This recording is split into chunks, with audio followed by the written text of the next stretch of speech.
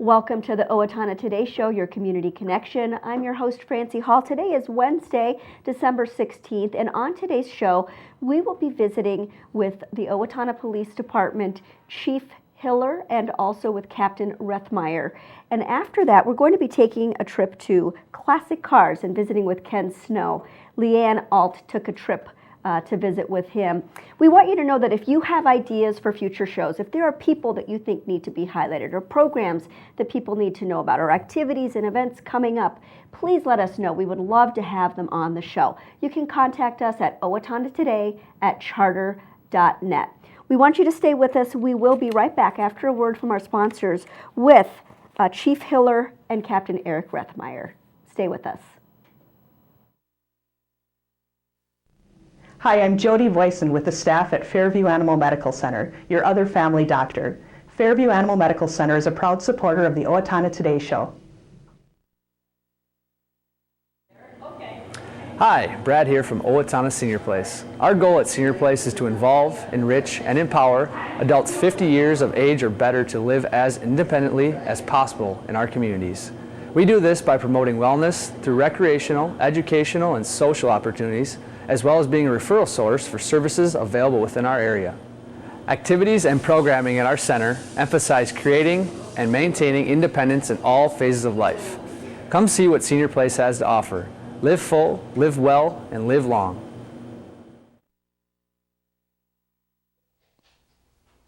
Hello, I'm David Einhaus with the Owatonna Foundation. Thank you to all of our donors who have helped make Owatonna a better place to live. Will you join us today with a financial gift? Owatonna Foundation is a proud sponsor of the Owatonna Today Show.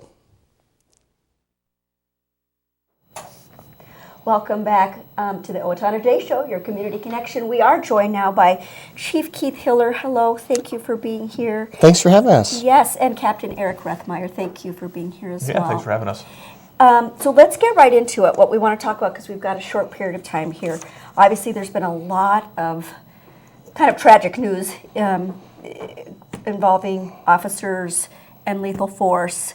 And we know that our officers are trained in many methods, but we would like to talk about specifically here some of the training that you receive and the policies that you have surrounding the use of lethal force. I know there are state statutes, there's constitutional statutes, but could we get into a little bit about how we would handle this kind of situation, at least what's dictated on paper in terms of our policies, and then how we back that up with our training? Sure. I think first and foremost it's important to understand that we train in non-lethal force and in use of force generally so that we do not involve ourselves in physical altercations with individuals. So our main goal is to have put somebody under arrest if necessary, control the situation, and not create any injuries for our citizens and or the officers involved. Sure. And we do have stuff that governs that. We have use of force statutes and use of force policies, and they pretty much say that we can use the amount of force necessary, just the amount of force necessary to achieve the arrest. So if I'm talking to you and we're having a casual conversation and I clock you over the head, that would be excessive force. You might have irritated me and I might not have liked what you said. You might have swore at me. You might have called me some derogatory names. But that's just verbal communication. That would be excessive force. But if we're fighting and we're going hand to hand and you're kind of pushing and I'm kind of pushing, I can use just a little bit more force necessary to put you in handcuffs. So that's kind of, in a nutshell, what we deal with on an everyday basis. Sure. Obviously, if you're trying to put me in handcuffs, it's not going to be that hard for you necessarily. I mean, it depends. It depends on how your level of training. It depends if you suffer from any mental illness, which may where you're intolerant to pain or tolerant to pain, I guess. If you're on any controlled substances. And your willingness to be combative. Willingness is a really big part. Most people in our community are just nice, everyday people that go about their business, and they're not going to want to fight with the police, yet alone anybody else. Sure. I guess my point is that I could be have all those kind of factors and make it even harder, but probably not a lot of people that you deal with are also bigger than me and maybe having higher stress situation, and so the use of force that it takes to get them in handcuffs might be different than it would take to get me into handcuffs. So that it varies, is that? It varies, and gender is a part of it, and stature is a part of it, but I just want to make sure that, our public understands that just because somebody might be 5'6" and 160 pounds, doesn't mean that they're not highly skilled, highly aggressive, and want to do someone harm. And sometimes we have the gentle giants of the world that might be larger in stature, and they just go along with our verbal commands, and there's no physical force used at all by law enforcement. So we need to understand the complexity of dealing with people, and we kind of sometimes make that assessment within seconds, and the general public doesn't know that. But if we have somebody that kind of meets all that criteria, and I think probably our viewing public could pick somebody out in the community, or maybe a relative or a friend, and have them get really, really amped up, and then we'll give them a pair of handcuffs, and we'd encourage them to try to put that individual in handcuffs, and they'd see how difficult it is without causing injury to themselves or the person they're trying to put in the handcuffs. And that's what we deal with on an everyday basis, and we do it really well. Well, and I would like to find out too, you do deal with this every day. Have attitudes changed in our community towards the police? Are you sensing any more? I think the attitudes towards law enforcement in general in our community and across the nation have changed. Mm-hmm. I think we've been blessed in our community that we have a very supportive community, and they understand we have a very difficult job to do. But we still, on our calls for service, our officers experience physical confrontation, verbal abuse, name calling on a regular basis. Mm-hmm. And we train at an extensive level, and we hire people with a high degree of character to deal with that in a successful manner. And you did, you said, of course, you go into a situation, whatever it is, and you have to assess very quickly what the status is, what's going on, what's the level of aggression, what's the, what kind of training, because that's a lot of mental training as well. Mm-hmm. What's that kind of training? What kind of training do you go through to use that skill set? Well, first of all, we always want our officers to go home safely, because they're just like you and I. They have families, they have moms, they have dads, they have children. So that's the first mindset the officer has to have, is that they want to protect themselves and our community members. And then we do a lot of training. We do it from firearms on the firearms course, which I think is really, it's mandated by a Minnesota Peace Officer Standard and Training, but it's also mandatory by our policy. And we really want to make sure that if the need for deadly force is justified, that they're highly skilled in that area. However, you notice from the local media that we don't have officer-involved shootings, and hopefully that doesn't happen in the near future or the long term. Mm-hmm. So we train a lot in communicating, verbal communication, enlightened communication, understanding where people may be coming from in a tough situation. So try to view the situation through their lens, through their life experiences, and then have communication with them that de-escalates the situation. And hopefully that's all we need, is verbal communication to either place a person under arrest and or just deal with the situation. And that's how most of ours end up. Sure, verbal communication. Okay. How often are officers trained in those non-lethal forms of interacting with the public in a dangerous situation? Well, we train on a very regular basis. So we train a minimum 2 times a year on use of force, and verbal communication is a very important role of our use of force. I don't think most people think of it that way, but that is our primary method of dealing with individuals. And verbal jujitsu. Verbal jujitsu, yeah. We don't necessarily have a training program called verbal jujitsu, but yes. And then from that, they practice it on a daily basis. Mm-hmm. So, sometimes if you practice shooting your firearm, you might do that, 3, 4, 5 times a year, whereas we practice our verbal communication on a daily basis, so we get very proficient at it, and we understand what works and what doesn't work. But we hire officers with a high degree of character, so we want somebody that's respectful, kind, has some empathy in how they approach situations in life, and that's how we have successful resolutions to the calls that we go to. Okay. in light of what's been happening, of course, in the media, a lot of attention on these officer-involved shootings and all of that, has that changed in any way, either the frequency or the content of some of the trainings that our force is receiving? Yeah, I don't think it necessarily changes how we do things or other training that we do. It makes us more aware about what the perception is of law enforcement and how we approach people when we go into a situation that could end up being deadly. Many times what you see is on TV is you see a real small snippet of actually what took place. So we draw on our background, on our skills and our education and our practice and things and how we're going to approach the situation, not based on what's in the media right now, but on what our background has taught us. Okay, so it's changed somewhat. What's happening right now has changed some of the perspective, at least of like what you guys have to face, and being more aware, kind of a heightened awareness of your interactions with people. Correct, yep. Okay. For people who don't know, what are you mentioned the statutes.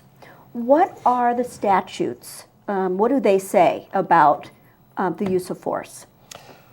Well, again, like I had mentioned earlier, we can use the amount of force necessary to accomplish our mission. But in general, if you're talking about deadly force, we can use deadly force when we are protecting our own life or the life of someone else, or protecting them from great bodily harm or injury. So, in essence, if we think that our life's in jeopardy and we're at risk to being killed, we can use deadly force. If we think your life is at risk, we can use deadly force. If we think that an individual fleeing a crime scene with a handgun or a knife and in close proximity is a group of people where he or she has already demonstrated a level of force that justifies the officer using deadly force to prevent further harm, as in deadly force and or great bodily harm, the officer is justified in using deadly force. I mean, and that's a legal statute constitutionally that says that as well. Minnesota right? State statute. Yep, Minnesota State statute. Use of force and isn't statute. there's also a constitutional? Well, people under the Fourth Amendment are free from being a right of seizure, and obviously if you seize somebody, if you kill them, you've seized their person, so they are protected. And then there's federal laws that you'll see that they're bringing in the federal government some of these cases around the country, and that may be from excessive force, that may be from a hate crime, that may be from racially motivated crimes that they're looking at to see if an element may or may not be present within that crime. Okay. Is there anything in particular that you would like to highlight about the training that or the practices that our local law enforcement use? I think it's really important for our general public to understand that, again, we're no different than they are. So like I mentioned before, we go home and we communicate with our families, and we take that communication skill and we put it out on the street. And I want the general public to understand that 99.9% of all of our interactions with the public are really done in a manner that would represent our profession at a high level. Okay. Well, we so thank you for being here today. Really appreciate your service. Thank you very much, both of you. Thank you so much. And to all of our officers. Thank you. Do stay with us. After a word from our sponsors, we have taken a field trip to Classic Cars with Ken Snow. Stay with us. United Way is all about changing lives, reaching out a hand, advancing the common good, creating opportunities, inspiring hope, navigating obstacles. Please join us and all Napa Distribution Center employees by giving generously, advocating for a better quality of life, and volunteering your time. We all win when we live united.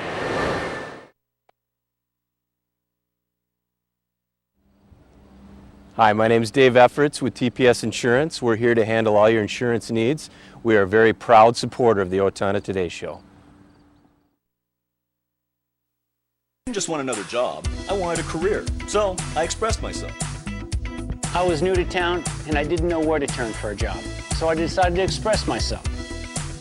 I decided to express myself, and they helped find the right career for me. Express Employment Professionals is in contact with thousands of companies in need of quality employees. Come in now and get the job you deserve. Express yourself today.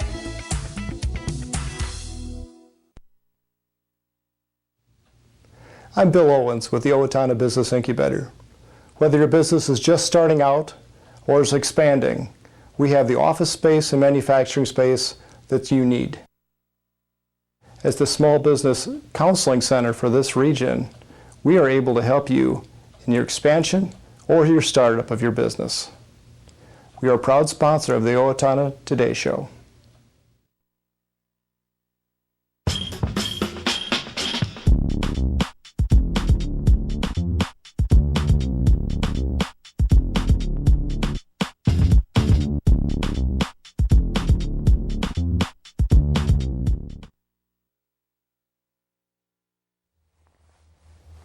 Welcome back to the Owatonna Today Show, your community connection. This is Leanne on the go, and today we are out here visiting a new business that has opened up, Snow's Classic Cars, and we're right here today with Ken Snow. Welcome to the show, Ken. Thank you, yeah. Well, this is really a very nice entrance to your business. You have a lot of things of character and interest here. So we'll talk about that in a minute. I'm just panning a little bit to give people kind of an idea of what it looks like. Tell me, how did you get started in the classic car business? Obviously, it Snow's Classic Cars, so how did this all come about? Well, I've been in it for quite a few years. I've worked at various different classic car places, and I just decided that all the time I've worked at all the other places that I've done over the years, there's always been a way that I decided I thought would be a better way to present these classic cars to people. And I believe that it's all about fun, all about the classic cars, and it's all about going out and having fun when you go in and look at something. I don't want people to come here and think they're going to be high pressured, because we are 100% against that. Okay. We want people to come in and just have fun. Okay. And how did you develop that philosophy? Well, over the years, I've been doing this, since I was probably 9 years old, playing with old classic cars. Yep, and I've loved doing it. And I was in a different part of the business. Obviously, as you get going, you have to raise your children and whatever. Mm-hmm. But as my kids grew up and I became an empty nester, what I wanted to do is to be able to do what I wanted to do. And my wife said, "Why don't you go out and do what you love?" And this is what we did. And I think this is really showing what we really are all about. We wanted this building to look like an old car place. We want you to come in and feel that it's an old car place. Mm-hmm. And on top of it, we want to be able to say, we're here to help you any way we can, with a consignment, buy, sell, trade.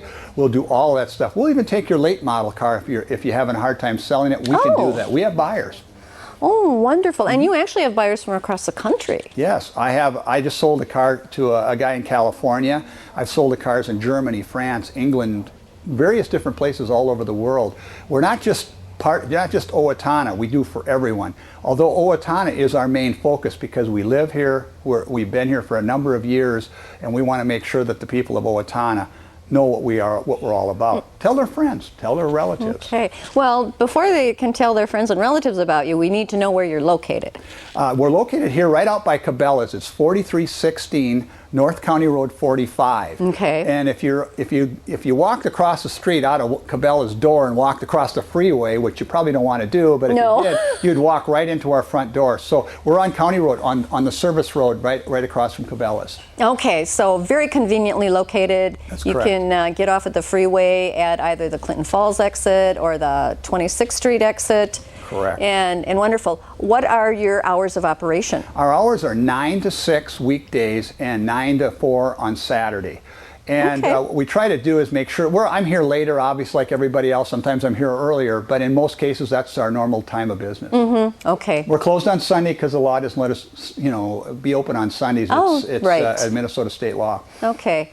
Interesting state law, but okay. So anyway, I'm going to pan over here this way and just tell me what the viewers are seeing here. You really have a very nice, cozy seating area. Yeah, what we wanted to do is have a place where people could come in and have a cookie, cup of coffee, maybe a donut or whatever, sit down and be able to look at some of our books that we have. Ray Gleason donated these books, and there's just a variety of books. They're very valuable books. I think about every car ever made he's got on there. So you could sit down, read, take a look at stuff, have a donut, just talk cars. That's what we're all about. And we want people to talk about things that they'd like to see us do differently too as well, because we want their comments. Okay, well, and I really love all the decor that you've added around here. You've got the stoplight, the genuine Ford parts, and tell me about these wall plaques here to the right of the bookcase. Now, you mean the paintings? Yes. A very good friend of mine, told me you should display these beautiful things. And there's a guy that paints these up in Minneapolis, and Ken Contos is a very good friend of mine, has donated those to put them on the wall. And we do sell those. I mean, if someone likes one of these things, we can sell those because he's an artist out of Minneapolis. We have them all over our facility here, but Ken brought them in here, and we just think it's excellent. We have hubcaps that have paintings on them, also just the background. Well, this is really just a nice, warm, welcoming area as you walk into the to your establishment here. You also have a show floor, so why don't we switch gears, so to speak, no pun intended, and go and take a look at your showroom. Sounds great. Ken, we have relocated to your showroom now, and I'm doing a pan. You have a nice number of cars here already. Tell me, when a person comes in and wants to talk to you about you perhaps selling their car for them, what can they expect? Well, when they come in, what we want to try to do is make it comfortable for them. We want to make sure that they don't have to worry about putting it on Craigslist or eBay or whatever. What we do is we have buyers right now looking for cars, and in fact, I'm looking for consignment cars, as you can tell. We've got quite a few. We just opened the door. But yeah, I mean, what they do is bring it in. We'll take care of it for them. There's a minimal cost for having it inside and outside. Right now we're offering it for free. So it's a very fantastic deal right now. Okay, and then how long do you keep the cars here for someone for sale? Our consignment agreement consists of 3 months. Okay. And after 3 months, then there's a cost on a per month basis if you're going to have it inside. If you're going to have it outside, there's no cost at all. Okay, all right.